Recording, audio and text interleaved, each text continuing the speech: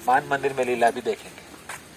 वृंदावन धाम जय वृंदावन धाम, वृंदावन धाम जय वृंदावन धाम, कृष्ण बलराम जय कृष्ण बलराम, कृष्ण बलराम जय कृष्ण बलराम, गिरि गोवर्धन जय गिरि गोवर्धन, गिरि गोवर्धन जय गिरि गोवर्धन, वृंदावन धाम जय वृंदावन धाम, वृंदावन धाम जय वृंदावन धाम, कृष्ण बलराम जय कृष्ण बलराम, कृष्ण बलराम जय कृष्ण बलराम, गिरि गोवर्धन जय गिरि गोवर्धन, गिरि गोवर्धन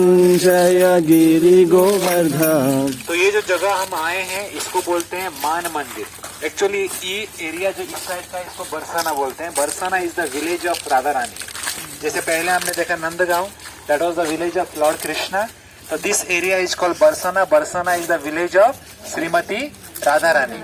तो बरसाना जो है एक, ये देखो अब एक टाबू जैसा लग रहा है ना, ऊपर है ना, नीचे सीढ़ी जा रहा है।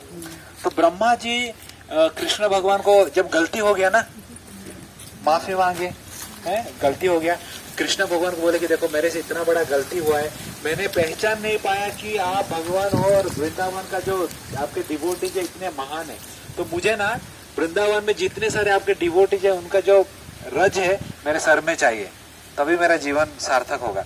कृष्ण बोले अरे बहुत डिफिकल्ट क्वेश्चन आपने पूछा है, ये सब पॉसिबल नहीं, कौन देगा आपका पैरों का धूल आपके सर के ऊपर, आप पहला इंजीनियर हो, आपका स्टेटस बहुत बड़ा है। नहीं नहीं नहीं नहीं प्लीज प्लीज प्लीज, मेरा बहुत बड़ा गलती हुआ। आपके जो गोपियां हैं, गोप हैं, बहुत महान भक्त हैं, आप उनके साथ खेलते हैं, कुश्ती करते हैं, मेरे साथ तो बात भी नहीं कर रहे हैं, तो उनका पैरों का धूल मेरे सर के ऊपर चाहिए।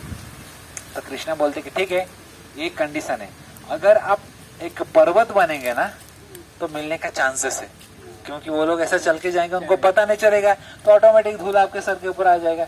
तो ब्रह्मा जी बोले, कृष्ण बोले रेडी है क्या, पर्वत बनेंगे? तो ब्रह्मा जी बोले ठीक है बना दो, धूल तो मिलेगा सर के ऊपर। And that's how Krishna Brahma ji को एक पर्वत बनाते हैं, उसको बोलते हैं ब्रह्मगिरी पर्वत। और इसी ब्रह्मगिरी पर्वत के ऊपर बरसाना गांव है। और इस ब्रह्मा जी के कितना सर है? 4 सर, और इसमें 4 गढ़ है। पहला गढ़ है भानुगढ़, जहाँ पर राधा रानी का मंदिर है।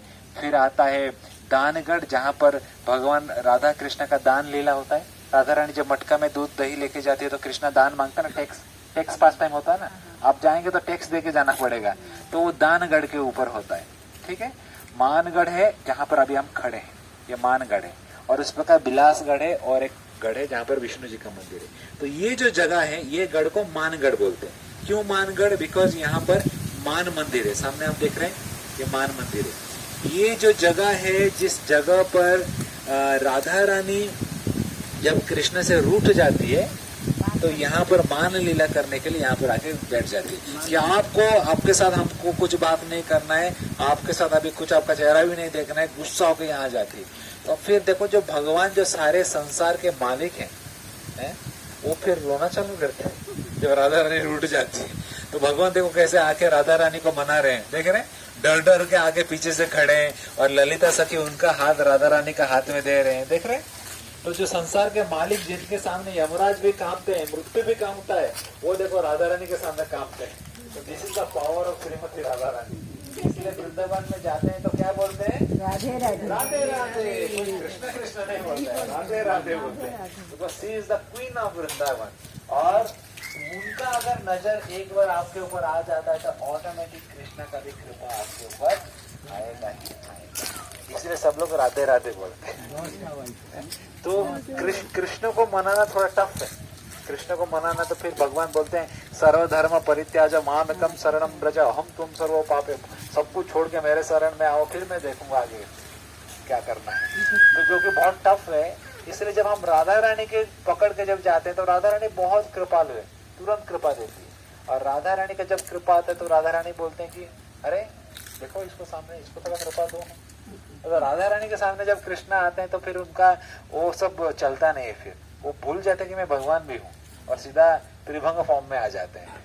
और राधा रानी जैसे चाहती है भगवान वैसे कृपा सबको देते हैं। तो Radha Rani is the power house, इसलिए राधा रानी को बोला जाता है मदन मोहन मोहिनी। कृष्णा का दूसरा नाम है मदन मोहन, यहाँ पर मंदिर है ना, लेकिन उस मदन मोहन को भी जो मोह लेते हैं वो है राधा रानी, इसलिए उनका नाम है मदन मोहन मोहिनी, वो राधा रानी।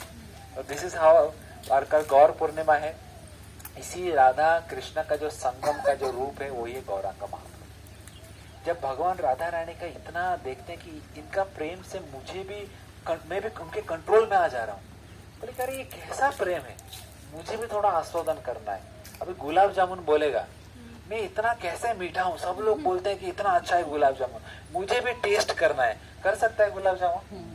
कौन कर सकता है टेस्ट? जो बाकी लोग खाने वाला है ना।